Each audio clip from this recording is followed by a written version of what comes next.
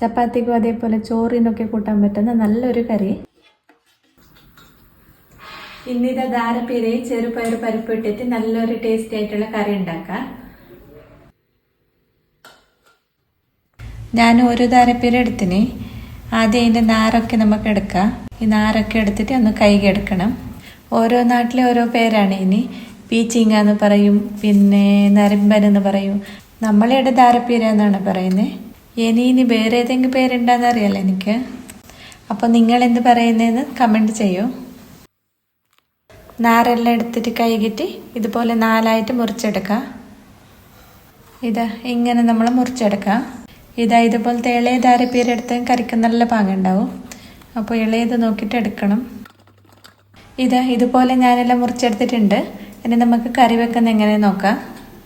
ഒരു കുക്കർ എടുത്തിട്ടുണ്ട്. ഈ കുക്കറിലേക്ക് 1/2 ഗ്ലാസ് ചെറുപയർ പരിപ്പ് ഇട്ട് കൊടുക്കുന്നുണ്ട്. ഇട്ടിട്ടൊന്ന് 2-3 പ്രാവശ്യം കഴുകിയെടുക്കാം. 3 പ്രാവശ്യം കഴുകിയെടുത്തിട്ടുണ്ട് ഞാൻ. ഇനിയിലേക്ക് 1/4 ടീസ്പൂൺ മഞ്ഞൾ, പിന്നെ 1 ടീസ്പൂൺ വെളിച്ചെണ്ണ ഇട്ടിട്ട് ആവശ്യത്തിന് വെള്ളം ഒഴിക്കുക. ഇത് മുങ്ങി കിടക്കുന്നവരെ വെള്ളം ഒഴിച്ചാൽ മതി. വെള്ളം ഒഴിച്ചിട്ട് വേവിക്കാൻ വേണ്ടിയിട്ട് വെക്കാം.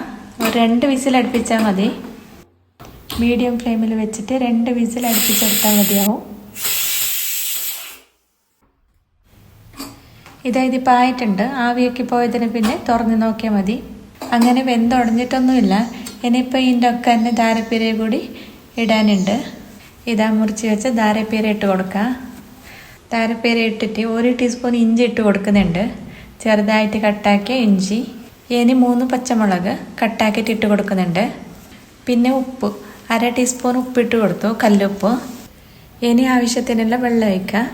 1 ഗ്ലാസ് വെള്ളം ഒഴിച്ചു. എന്നിട്ട് നല്ലോണം മിക്സ് ആക്കിയിട്ട് കുക്കർ അടച്ച് വെക്കുക.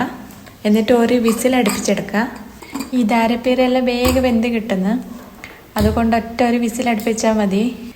ഇത് വേവുന്ന ടൈമിൽ നമുക്ക് ഇനി വേണ്ടിയിട്ടുള്ള അരപ്പ് റെഡിയാക്കി എടുക്കാം. ഒരു മിക്സി ജാറിലേക്ക് 1/2 കപ്പ് തേങ്ങ ഇട്ട് കൊടുക്കുന്നുണ്ട്, ചിരകിയ തേങ്ങ. പിന്നെ 1/2 ടീസ്പൂൺ കടുക്, 2 പച്ചമുളക്, പിന്നെ ആവശ്യത്തിനുള്ള കുറച്ച് വെള്ളം ഒഴിച്ചിട്ട് അരച്ചിട്ട് കൊണ്ടുവരാം. അരച്ചെടുത്തിട്ടുണ്ട്. അപ്പോഴത്തേക്കും കുക്കർ വിസിലടിച്ചു. ഒരു വിസിലാകുമ്പോൾ ഓഫാക്കിയാൽ മതി, ഇല്ലെങ്കിൽ വെന്ത് പോവും. ഇപ്പോൾ ഇതിൻ്റെ കുറച്ച് ആവിയെല്ലാം എടുത്തിട്ട് ഓപ്പൺ ആക്കാം. കുറേ സമയം വെക്കണ്ട, അധികം വെന്തോവും. ഇതിപ്പോൾ കണക്കിന് വെന്തിട്ടുണ്ട്. ഇനി നമുക്കിത് വേറൊരു പാത്രത്തിലേക്ക് മാറ്റാം. എന്നിട്ട് തീ കത്തിച്ചിട്ട് നേരത്തെ അരച്ച അരപ്പ് ചേർത്ത് കൊടുക്കാം. അരപ്പ് ചേർത്തിട്ട് കുറച്ച് വെള്ളം കൂടി ഇട്ട് കൊടുക്കുന്നുണ്ട് മിക്സി ജാറിലേക്ക് ഇട്ടിട്ട്. നമുക്ക് എത്ര തിക്നെസ് വേണോ അതിനനുസരിച്ചിട്ട് വെള്ളം ഇട്ട് കൊടുക്കാം. ഇതിപ്പോൾ ഇങ്ങനെ ആയിട്ടുണ്ട്. ഇനി ഉപ്പ് കുറവുണ്ടെങ്കിൽ കുറച്ച് ഉപ്പിട്ട് കൊടുക്കുക. നേരത്തെ 1/2 ടീസ്പൂണല്ലേ ഉപ്പിട്ടത് നമ്മൾ. കുറച്ച് വേണമെന്നുണ്ടെങ്കിൽ നോക്കിയിട്ട് ഇട്ട് കൊടുക്കാം.